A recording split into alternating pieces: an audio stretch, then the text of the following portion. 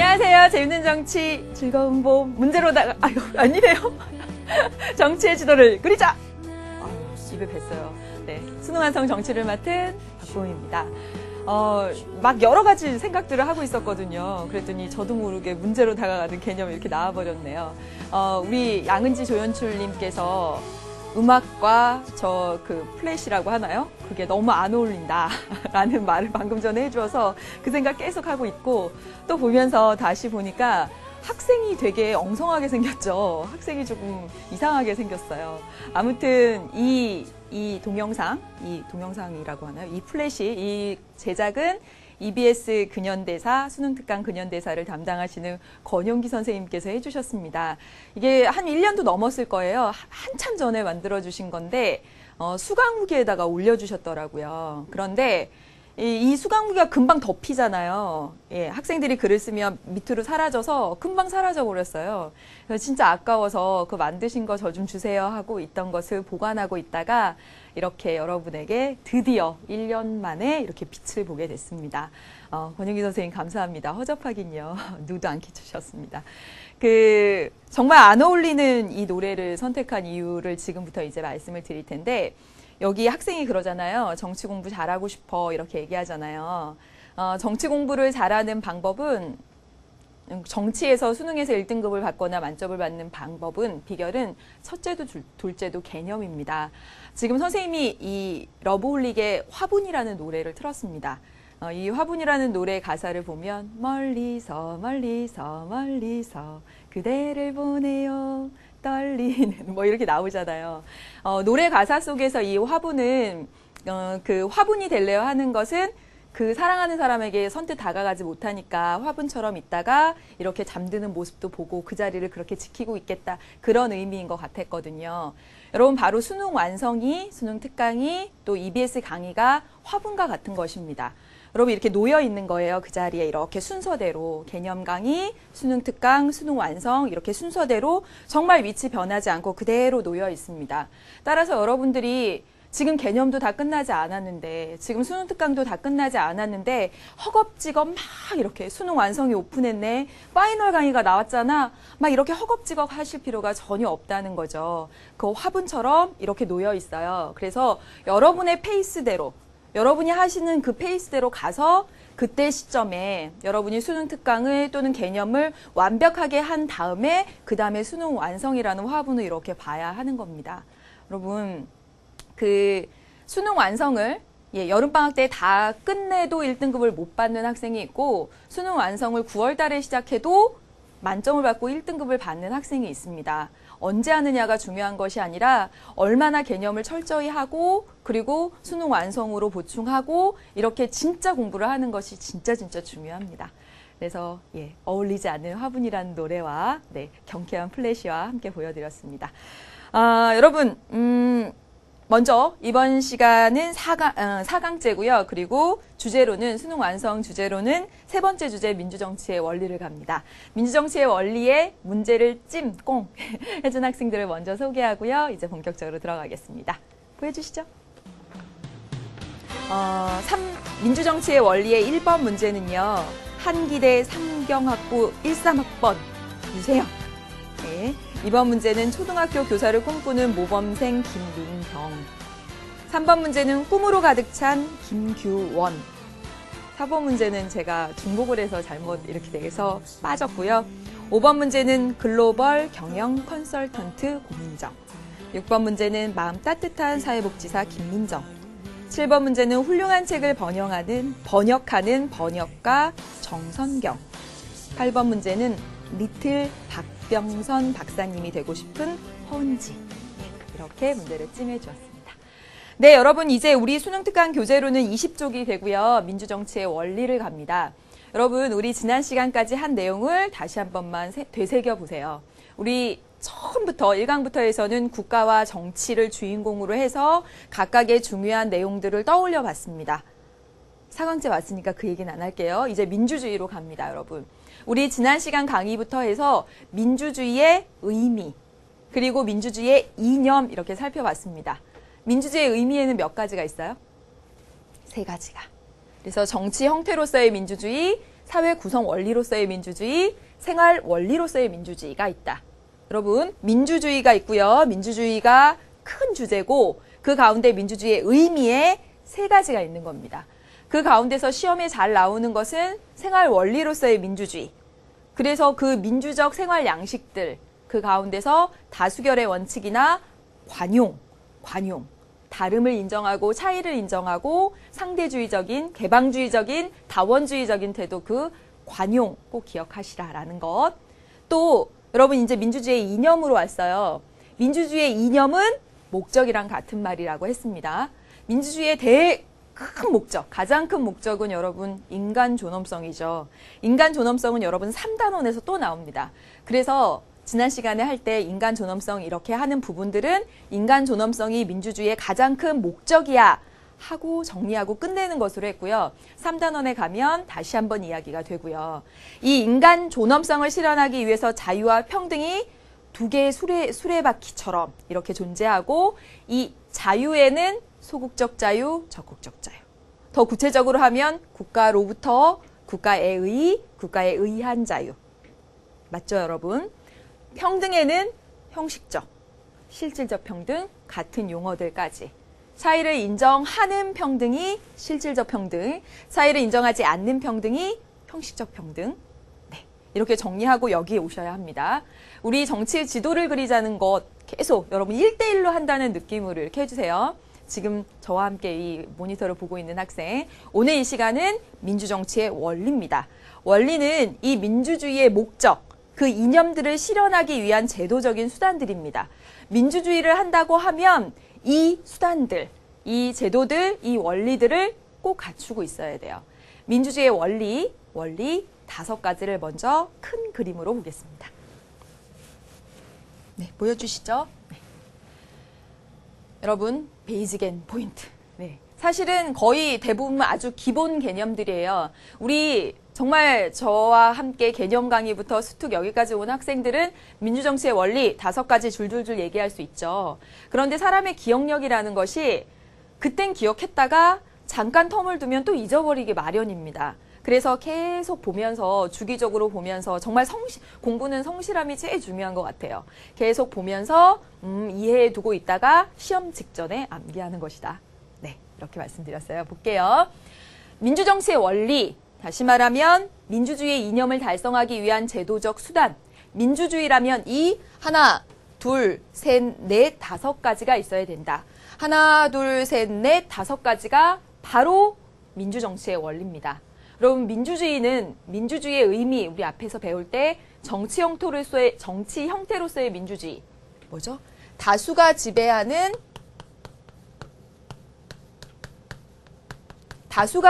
정치 형태를 민주주의라고 합니다. 따라서 민주주의, 다수의 지배. 바로 연결이 되잖아요. 예, 다수가 지배한다고 하면 이 다수가 주권을 가지고 있다라는 것이죠. 그래서 민주정치의 원리 첫 번째는 바로 국민주권주의입니다. 국민주권주의 첫 번째. 국민이 주권을 가지고 있으면 선생님이 여기 2개가 짝꿍이라고 했습니다. 자치해야 된다라고 했죠.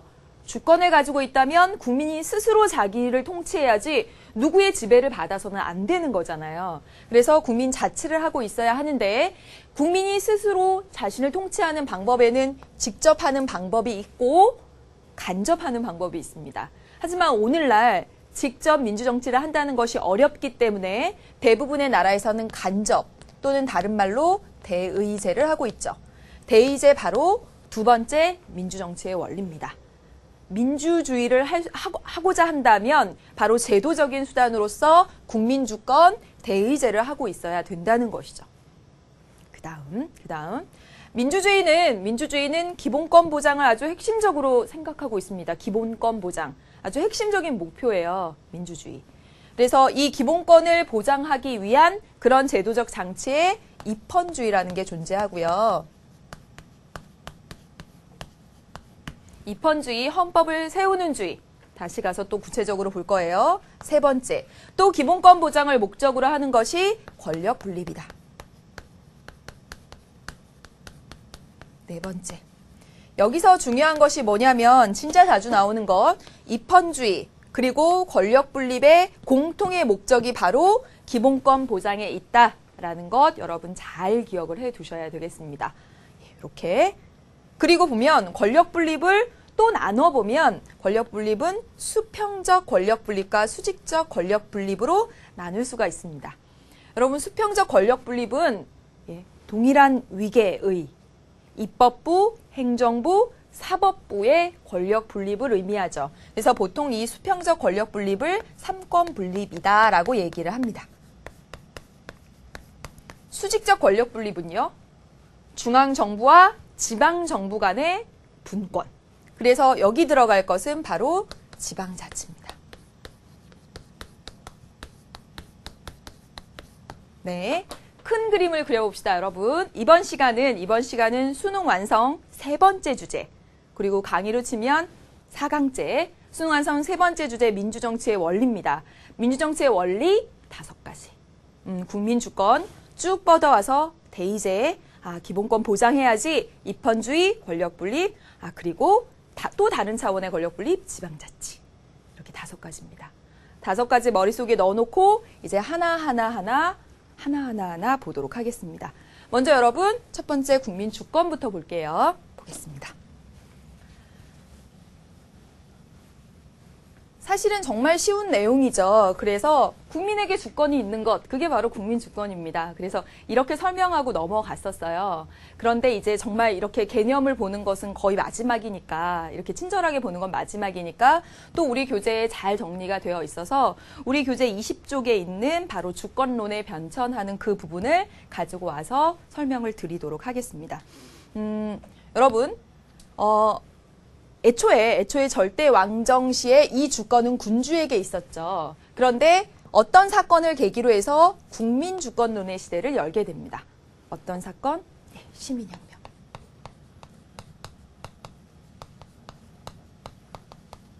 그래서 시민혁명 전후로 나누어서 그 이후에 국민주권의 시대, 민주주의 시대를 열게 되는 거죠. 그렇다면 이 군주주권론과 국민주권론을 비교해서 좀 살펴보도록 하겠습니다. 어려운 말 아니고요. 이 국민주권은요, 단독으로 출제될 확률은 그다지 크지 않습니다. 5가지, 우리 지금 5가지 민주정치의 원리 봤던 것 중에서 단독으로 출제될 가능성이 큰 것은 대의제, 권력분립, 지방자치, 이 정도가 단독으로 출제가 되고요. 물론 입헌주의도 계속 나오고 있지만 용어 정도, 국민주권은 단독으로 출제될 가능성은 좀 낮습니다. 오히려 3단원에 가서 헌법의 기본 원리 국민주권 했을 때 오히려 더 출제 확률이 높고요. 여기서는 용어 정도만 잘 정리해 두시면 됩니다. 그래서 여러분, 군주주권과 대비해서 국민주권을 보면 되죠. 내용을 보세요. 주권이 군주에게 있다라는 게 군주주권론이고, 주권이 국민에게 있다라고 하는 게 국민주권론입니다.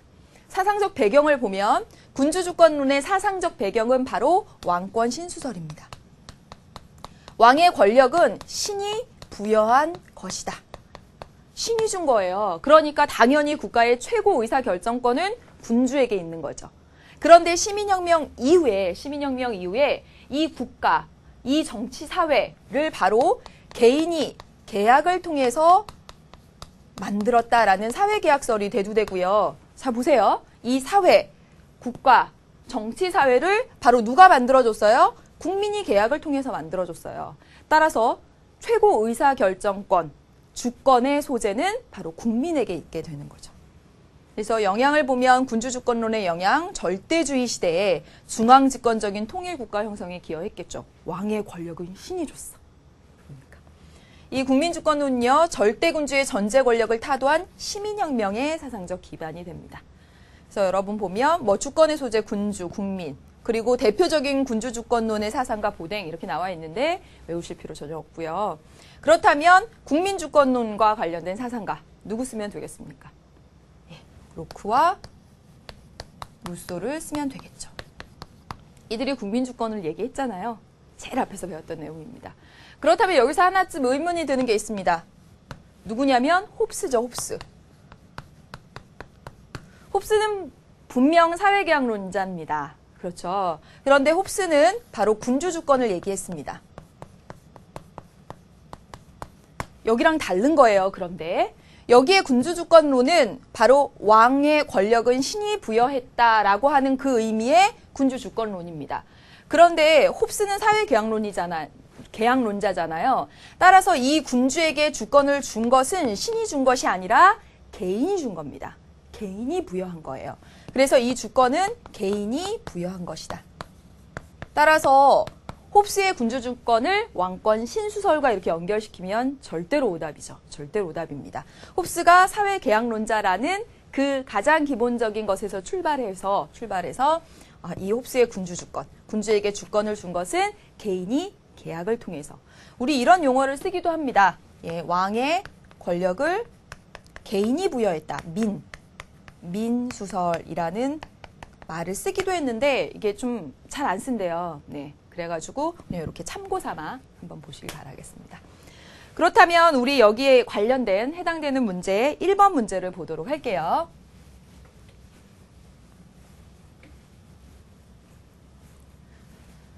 이 1번 문제가 가장 어려운 문제 축에 속하지 않았을까 그런 생각이 들었어요. 자, 문제 보겠습니다. 다음은 우리나라 헌법 조항 중 일부이다. 아, 참. 최근에 수강무기에 올라온 것 중에 3단원을 공부할 때 헌법 조항을 다 외워야 되느냐 이렇게 물어본 학생이 있었거든요. 절대로 외우실 필요가 없습니다. 예, 우리가 뭐 고시 공부를 준비하는 것도 아니고 공무원 시험을 준비하는 것도 아니고 헌법 조항을 외워야만 풀 수 있는 문제는 절대로 출제되지 않습니다. 따라서 헌법 조항을 외우거나 하는 일들은 물론 우리가 배워가는 그 3단원의 통치기구나 또는 기본권의 내용들이 헌법 조항과 정말 밀접하게 관련된 내용이고 헌법 조항의 내용을 배우는 것이지만 헌법 조항 자체를 외우실 필요는 절대 없다는 것입니다. 이 공부를 계속 하면 할수록요, 더 어렵게 하려는 경향이 있어요, 학생들이. 그리고 더 작은 것에 막 집착하고 막 이렇거든요. 네, 막 세세한 거에, 미세한 거에, 그리고 막 이렇게 헌법 조항도 그럼 외워야 되는 거 아닐까? 이렇게 하는데 절대 외우실 필요 없습니다. 저를 믿어주세요. 보세요. 헌법조항 중 일부가 나와 있습니다. 이를 통해 구현할 수 있는 여러분 문제 한번 보세요. 민주정치의 원리는 그랬습니다. 그렇다면 민주정치의 원리 5가지 먼저 떠올리고 보세요. 여기 보시면 8조 1항 정당 설립은 자유이며 복수정당제가 보장된다. 두 번째, 모든 국민은 언론 출판의 자유와 집회 결사의 자유를 가진다. 대통령은 필요하다고 인정될 때 외교, 국방, 통일, 기타 국가 안위에 관한 중요 정책을 국민투표에 붙일 수 있다. 여러분 지금 이 내용들을 딱 보니까 어떻습니까? 세영이 어떤 민주정치의 원리가 떠오릅니까, 여러분? 사실은 이게 좀 어려워요. 어떤 민주정치의 원리가 떠오릅니까? 세영? 이거 보시면 복수정당제, 언론 출판 결사, 집회 결사의 자유, 국민투표 이런 것들은 모두 다 국민이 정치적인 어떤 그런 의사 형성, 정치적 과정 이런 데 참여하는 것들입니다. 정치적 의사 형성에 참여하는 모습입니다. 그렇다면 여러분 여기서 뭐가 나옵니까? 대의제입니까? 대표를 통해서 대신한다. 입헌주의? 권력 분립입니까? 지방자치입니까? 아니죠. 뭐가 여기 이 내용과 가장 밀접하게 연관 지을 수 있는 것은 바로 국민주권이라는 민주정치의 원리입니다. 네. 조금만 더 진행해 볼게요. 여러분 이 국민주권은요. 민주정치의 원리이기도 하지만 3단원에 가면 강조하게 되는 헌법의 기본 원리이기도 하죠.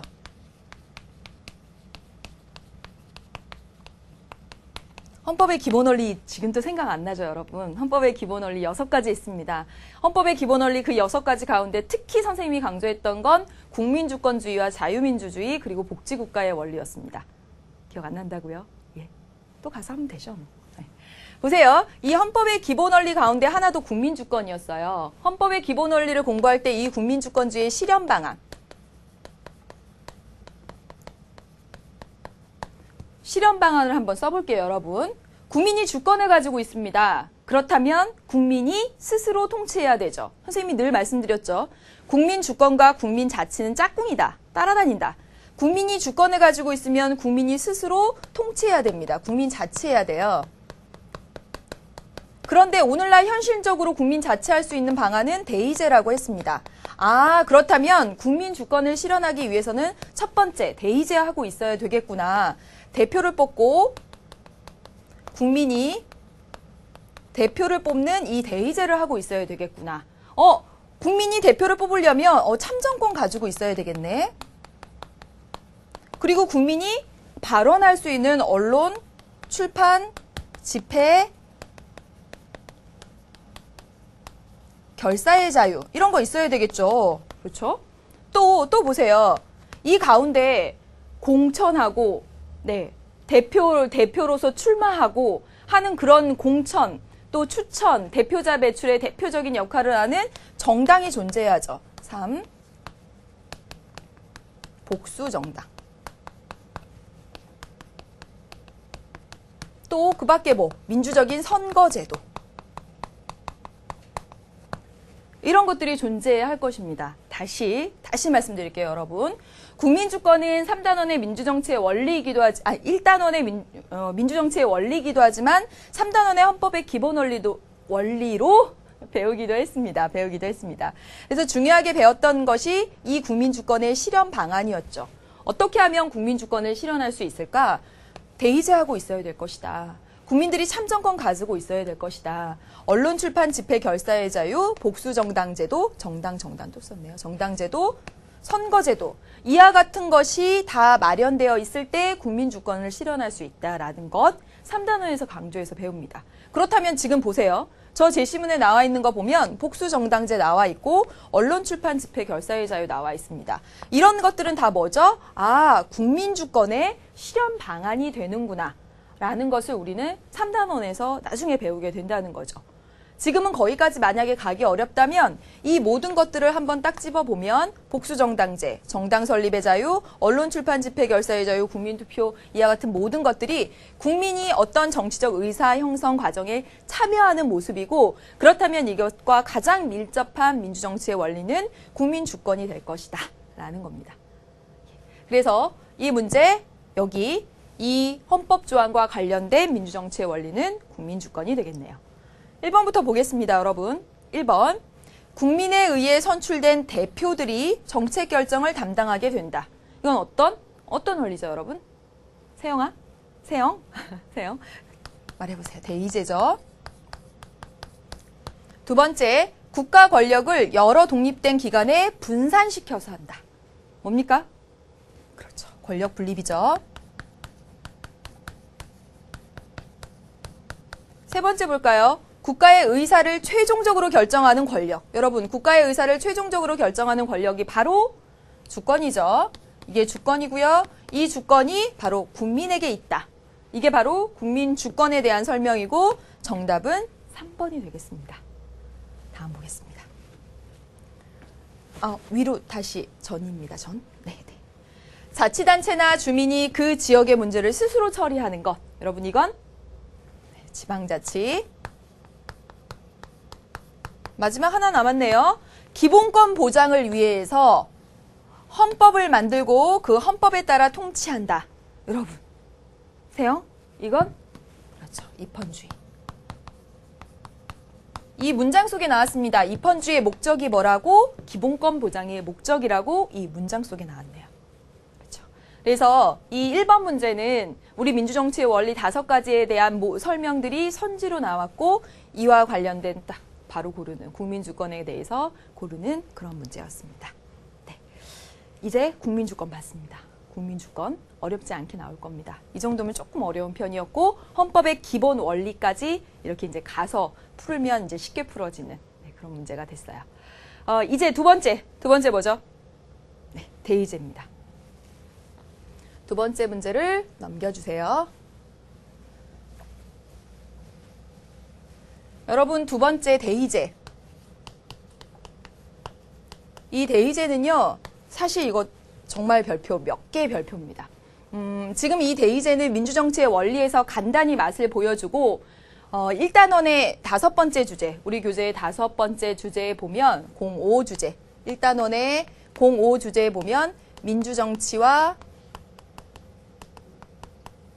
정부 형태 여기에서 또 한 번 자세히 나오거든요. 그래서 그때는 본격적으로 이제 공부를 하게 되는데 여러분 대의제 관련해서는 국민이 주권을 가지고 있고 국민이 스스로 통치하는데 스스로 통치하는 방법으로서 직접 민주정치가 정말 좋지만 현실적으로 간접할 수밖에 없었죠. 즉 대의제할 수밖에 없는 배경. 뭐예요? 국가 규모가 너무 크다는 것. 또 하나.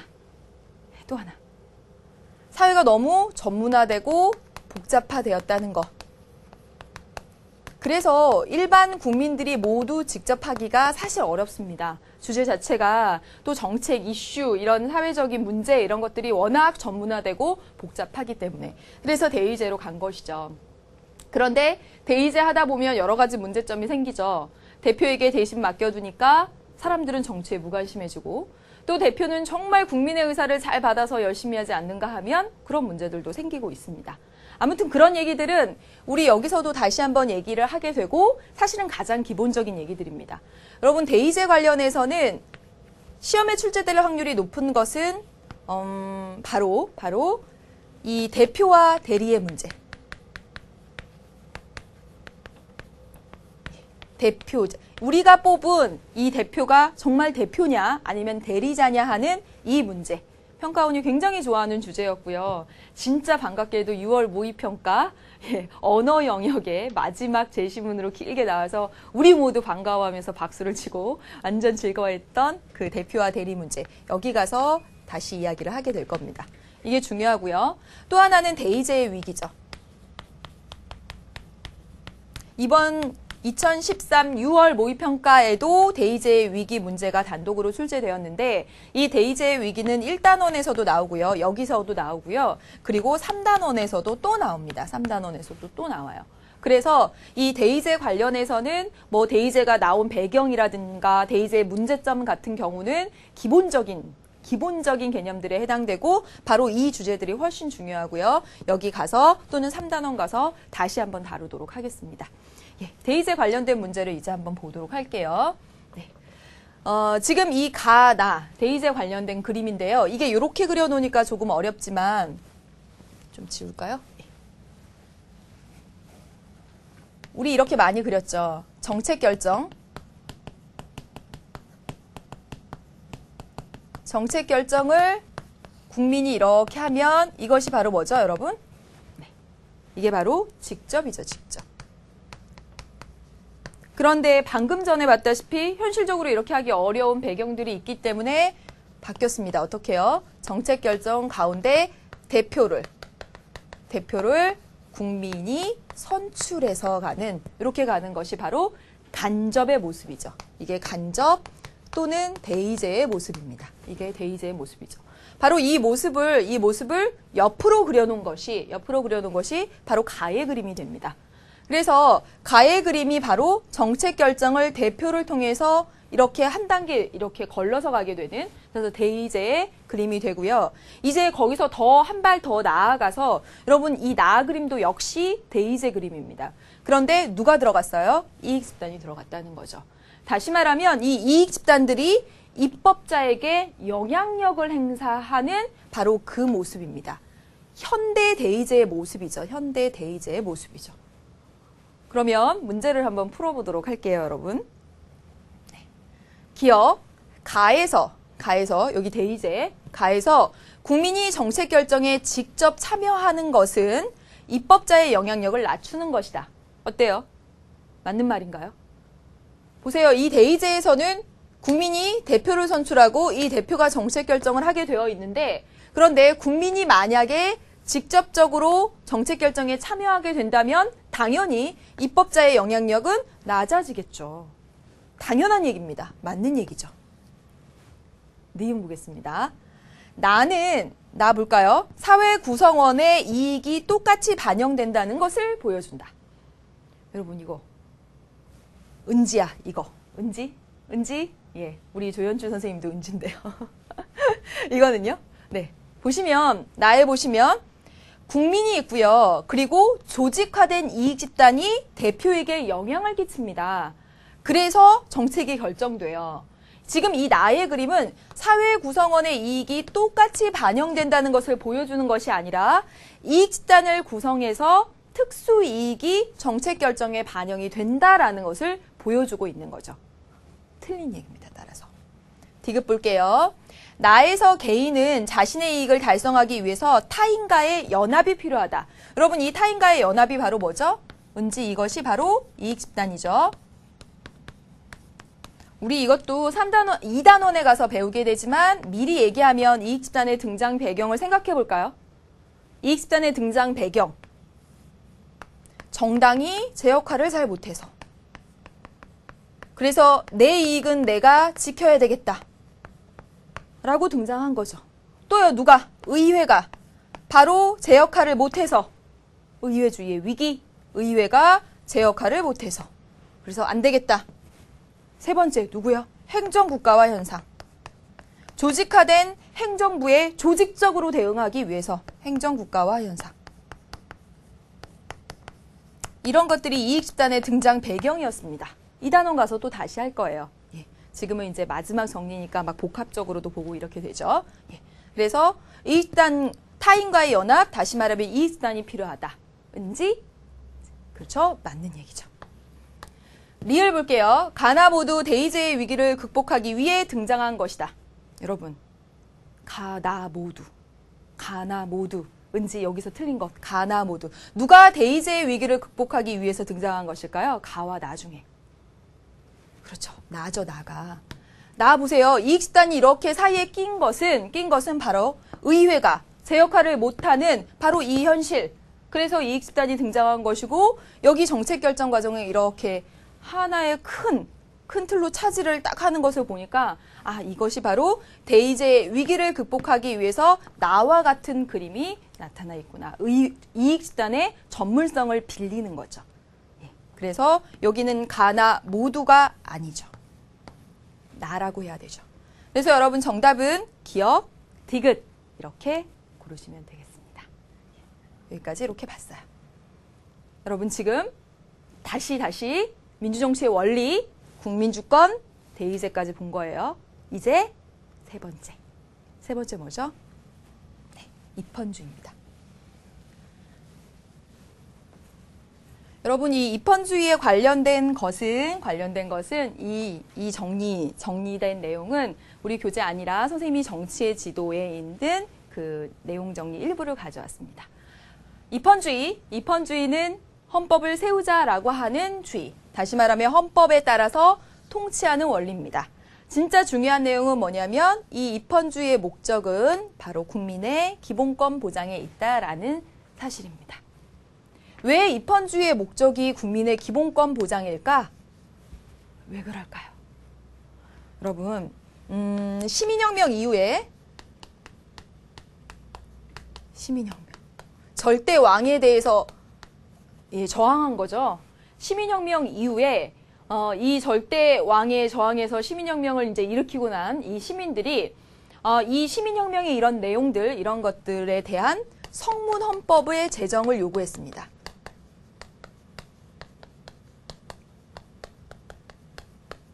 성문 헌법의 제정을 요구했어요. 헌법의 제정을 요구했다고요. 정말 이렇게 문서로서 나와 있는 헌법의 제정을 요구했다고요. 성문 헌법의 제정을 요구하면서 이 헌법 속에다가 정말 시민혁명의 가치, 즉 국민의 자유와 권리 보장,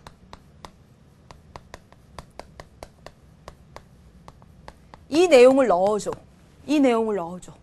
또 여기다가 우리 국민이 주권을 가지고 있다라는 것을 꼭 넣어줘. 그리고 이 통치자들은 정말 자의적으로 통치하는 것이 아니라 법에 따라 통치하겠다는 그런 내용도 넣어줘. 권력을 나누겠다는 그런 내용도 넣어줘. 이렇게 요구를 했던 거죠. 그래서 여러분, 이 헌법 속에는 자유와 권리 보장, 국민주권 이런 내용들이 다 들어가 있습니다. 그래서 이 헌법을 세우고 헌법에 따라서 통치하겠다는 것은 바로 국민의 자유와 권리 보장, 국민의 기본권 보장의 목적이 있다라고 말할 수가 있다는 거죠. 그래서 근대 입헌주의 헌법이 이렇게 나타나게 된 것이에요. 시민혁명 이후에 이 시민혁명의 결과 이 내용들을 정말 헌법 속에 담아달라는 요구. 그 요구를 한 목적은 기본권 보장, 자유와 권리 보장에 있었다라는 거죠. 그래서 여러분, 우리 대한민국 헌법도 보면 제일 앞에 기본권을 보장한다는 내용이 들어가 있고 뒤에 권력은 이렇게 나눈다. 대통령은 어떤 역할을 하고 국회는 어떤 역할을 하고 사법부는 어떤 역할을 하고 이렇게 나눠져 있는 그런 내용들이 들어가 있습니다. 그래서 어느 나라 헌법이든지 이렇게 헌법의 내용입니다. 따라서 헌법에 따라 통치한다는 것은 여러분 사실은 권력 분립의 목적도 기본권 보장이잖아요. 그래서 헌법에 따라 통치한다는 것의 목적은 기본권 보장에 있다라는 거. 요게 사실 제일 중요한데요. 그 다음에 입헌주의와 법치주의. 학생들이 진짜 많이 물어봅니다. 입헌주의가 뭐고 법치주의가. 이게 똑같은 것 같다고. 예. 여러분, 사실은 법치주의가 조금 더 큰 개념입니다. 예. 큰 개념이에요. 왜 법은 이 헌법까지 다 포함하는 그 아래 법률, 그 밑에 명령, 조례, 규칙까지 다 포함하는 게 이 법치주의예요. 그래서 법에 따라 통치한다라는 이 법치주의.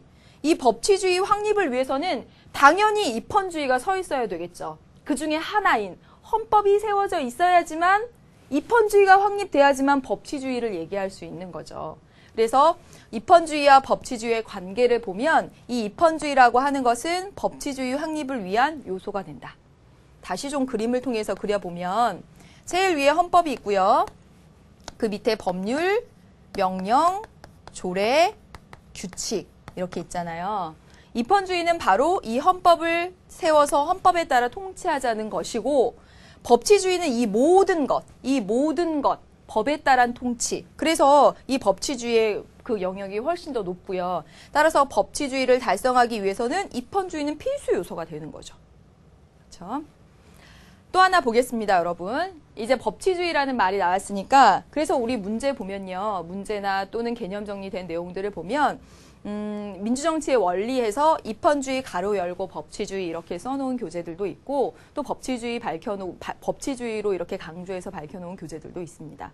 그러니까 이 두 개를 막 구분하는데 막 골머리가 아파 막 이렇게 해서 막 신경을 막 너무 많이 쓰실 필요는 없어요. 이 정도만 알아두시면 됩니다. 네. 법치주의 관련해서 여러분 하나 더 알아두실 거 형식적 법치주의와 실질적 법치주의죠. 보세요. 이 형식적 법치주의는 합법성은 있는데 정당성이 없는 겁니다. 다시 말하면 정말 형식만 갖춰놓은 거죠. 법에 따른 통치라는 그 형식만 갖춰놓은 것. 그게 바로 형식적 법치주의입니다. 그런데 실질적 법치주의는요. 합법성은 기본이에요. 둘 다. 실질적 법치주의가 합법성이 없느냐? 그건 안 돼요. 합법성은 기본이고 즉 법에 따른 통치를 하되 그 법의 내용까지 보는 거죠. 내용까지 정당했을 때 실질적 법치주의라고 합니다. 다시 말하면 이 형식적 법치주의는 법의 형식, 법을 따르느냐 아니냐, 법의 형식만 보는 것이고요. 실질적 법치주의는 법의 형식뿐만 아니라 법의 내용까지 보는 것입니다. 내용까지. 이렇게. 그래서 지금 여기 입헌주의에 관련된 내용, 입헌주의의 목적 생각하세요. 국민의 자유와 권리 보장이라는 그 목적 잘 기억해 두시고 그 목적하에 입헌주의와 법치주의의 관계, 법치주의가 보다 더 넓은 개념이다. 그리고 법치주의의 형식적, 실질적 법치주의 나눠서 법에 따른다라는 형식만 갖추고 있으면 형식적. 그 법의 내용까지도 정의로워야 하는 것까지 요건으로 둔다면 실질적 법치주의. 이렇게 보시면 되겠습니다. 관련된 문제를 하나 보도록 하죠.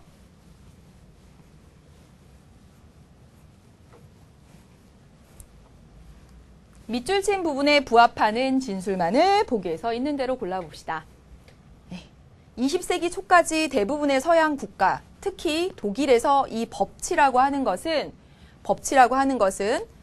국민의 대표기관인 의회에서 제정된 법률에 의해서 행정이 구속된다는 의미로 이해됐습니다. 따라서 국가의 행정작용이 법률에 기반하여 이루어지고 그리고 이 행정의 법률 적합성을 재판에 의해 보장하는 제도가 설치되어 있으면 법치주의가 실현되고 있다고 생각했습니다. 선경, 여기서 지금 여기까지 보는 법치주의는 형식적 법치주의입니까? 실질적 법치주의입니까? 네. 여러분 보세요. 성경 보세요. 여기서 법치란 의회에서 제정된 법률이 있고 그 법률이 행정을 구속하고 그에 따라서 재판이 이루어지고 있으면 법이 존재하고 법에 따르기만 한다면 법치주의다라고 보는 것이기 때문에 여기까지 봤을 때 이 20세기 초까지 대부분의 서양 국가에서의 법치주의는 바로 형식적 법치주의였던 거예요. 형식적 법치주의. 그러나 히틀러의 독재를 경험한 제2차 세계대전 이후 히틀러의 독재 어땠습니까? 히틀러는 법을 만들어 놓고 법에 따라 통치하면서 독재를 해가잖아요. 전체주의로. 그렇죠. 그래서 이에 대한 반성을 통해서 새로운 법치주의에 대한 견해가 정립되었다. 선경. 이 새로운 법치주의는 실질적 법치주의죠. 그래서 이 실질적 법치주의라고 한다는 것은 법의 내용까지 정의로운 그 법치주의가 되죠. 그러면 여기 실질적 법치주의에 부합하는 진술을 찾아보면 됩니다. 보겠습니다, 여러분. 기억. 법치주의는 참정권의 보장을 통해서 완성된다. 여러분, 기억. 성경 기억은요? 틀렸죠, 여러분. 지금 여기서의 법치주의는 뭐예요? 법의 내용, 제도가 아니라 어떤 절차나 제도가 아니라 법의 내용까지 정의로운 걸 의미하죠. 그 내용이 나와야 됩니다. 틀렸죠? 두 번째, 기존과 다른 법률에 따른 통치. 이루어지면 실질적입니까? 다시요. 실질적은 법의 내용, 국민의 자유와 권리를 보장하고 있느냐, 정의롭냐, 그게 기준이 되죠. 따라서 이것도 아닙니다. 네. 넘어갔네요. 디귿. 법의 목적과 내용을 통해서 정의가 실현될 수 있느냐. 어때요, 성경? 맞죠? 맞습니다. 리을. 법치주의는 국민의 기본권을 실질적으로 보장하는 것을 내용으로 해야 된다. 국민의 기본권의 실질적 보장. 어때요? 법의 목적과 내용이 정의로운지 아닌지 보고 있죠. 맞습니다, 여러분. 따라서 정답은 디귿, 리을. 이렇게 고르시면 되겠습니다. 다음 보겠습니다.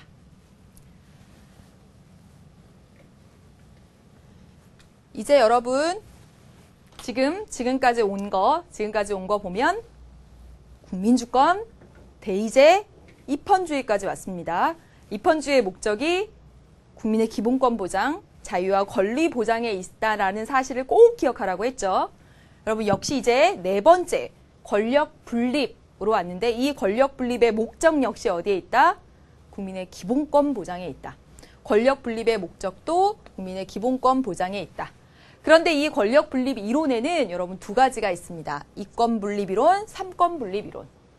이권 분립 이론은 로크가 우리 어디서도 봤습니까? 사회계약서를 할 때도 봤죠. 그렇죠? 그래서 로크는 이 입법권을 의회가 담당하고 최고 권력으로서 의회가 담당하고 이 입법을 만들어진 법의 내용을 집행하는 것을 왕이 한다. 라고 해서 이권 분립론을 이야기했었죠. 그래서 보세요. 국가 권력은 의회가 입법권을 이게 바로 최고 권력입니다. 그리고 군주가 바로 집행권과 동맹권을 이게 여러분 3권이 아니에요. 군주가 집행권을 국내적으로 집행권, 국외적으로 외교권 같은 거예요. 동맹권을 행사해서 이렇게 이권으로 분립되어야 하고요. 특징을 보면 입법권을 최고 권력으로 봅니다. 최고 권력으로. 영국의 의회 정치에 반영이 됐죠. 그래서 여러분 로크의 이권 분립론은 영향을 어디 주냐면 의원 내각제 정부 형태에 영향을 줍니다. 의회 우위에 의원 내각제 정부 형태에 영향을 주죠. 의회가 입법을 담당하고 그리고 그에 따라서 행정부가 집행을 해가는. 여러분 이제 삼권 분립론입니다. 이게 여기서 이렇게 확장된 거예요. 몽테스키의 삼권 분립론. 이 삼권 분립론의 이권 분립론과 다른 차이점은 이권 분립론은 의회의 입법권을 최고 권력으로 보지만 이 몽테스키의 삼권 분립론은 이 입법권을 여기선 최고 권력으로 봤던 것을 입법권과 집행권이 대등하다. 대등하다 이렇게 봅니다. 대등하다. 네. 그래서 그런 차이가 있고요. 그리고 또 뭘 얘기했어요? 여기서 분립된 사법권을 이야기하고 있죠. 사법권의 독립을 이야기하고 있습니다. 그래서 이런 차이가 있고요. 네. 또요, 여러분. 또 이제 더 가보면 삼권의 분립과 상호 견제로 국민의 자유와 권리가 보장되며 이렇게 얘기했잖아요. 그래서 이 삼권 분립론은 특히 견제와 균형의 원리를 강조한다.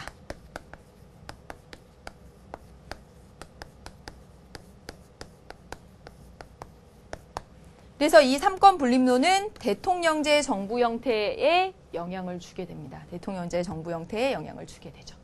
여러분, 권력 분립의 목적은 국민의 자유와 권리 보장, 기본권 보장에 있고요. 이 권력 분립의 이론 두 가지 있는데 이권 분립론과 상권 분립론이 있습니다. 이권 분립은 의회의 입법권을 최고 권력으로 보는 것, 그리고 의원 내각제 정부 형태에 영향을 끼쳤지만 상권 분립론은 이 둘을 대등하게 보고 사법권의 독립을 이야기했으며 대통령제 정부 형태에 영향을 끼쳤습니다. 상권 분립론은 바로 견제와 균형의 원리를 강조한다는 특징이 있는데 우리 교재의 다음 그림을 한번 보겠습니다. 보여주시죠. 네, 바로 이 견제와 균형의 원리 나와 있는 바로 그 그림입니다. 우리 교재 21페이지에 있고요. 3단원에 가서 사실은 자세히 배울 내용입니다. 그런데 우리 이제 수능 완성까지 왔으니까 지금 이야기를 하는데요. 사법부, 행정부, 입법부가 이렇게 나눠져 있는 것이 권력 분립의 끝이 아니고요. 권력 분립은요. 이렇게 나누어져 있고 서로 견제와 균형을 할 수 있을 때 권력 분립이라고 얘기합니다. 나누어져 있는 것에서 끝나는 것이 아니라 서로 견제에 서로 균형할 수 있는 견제와 균형의 이런 장치들이 있어야 된다는 거죠. 3단원에서 중요하게 얘기가 될 것이고요. 그리고 여기 입법부, 사법부, 행정부가 바로 통치기구의 권력 분립을 보여주고 있는 것이라면 국민은 선거를 통해서 입법부나 행정부를 통제하죠. 잘 못하면 다음에 안 뽑아줍니다. 그렇죠. 여기까지 이렇게 살펴봤습니다. 이 내용들은요, 다음 시간에 추가로 좀 더 설명을 하고요. 권력 분립에 관련된 그런 문제들 풀어보고요. 네, 그렇게 하겠습니다. 여러분, 오늘 민주정치의 원리 이제 한 중간 정도까지 왔습니다. 여러분, 민주주의 하고 있으니까요. 민주주의의 의미, 이념, 원리까지 이렇게 쭉 계속 이어서 뼈대를 세워서 살 붙여가면서 여러분 머릿속에 착착착 이렇게 정리해야 하는 거예요. 네, 수고 많으셨습니다, 여러분. 다음 시간에 민주정치의 원리 그리고 민주정치의 발전으로 만나도록 하겠습니다. 고생 많으셨어요, 여러분. 안녕.